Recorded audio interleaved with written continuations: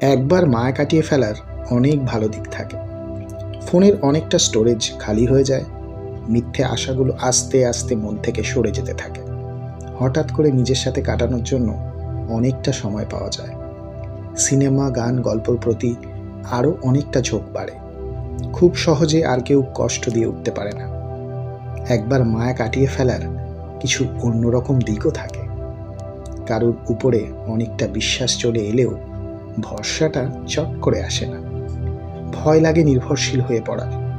কারোর সাথে মনের কথা বলা আর মিউচুয়াল ফান্ডে ইনভেস্ট করা অনেকটাই এক হয়ে যায়। দুটোতেই বড্ড ঝুঁকি। পুঁজিই বা কোথায় অত ঝুঁকি নেওয়ার।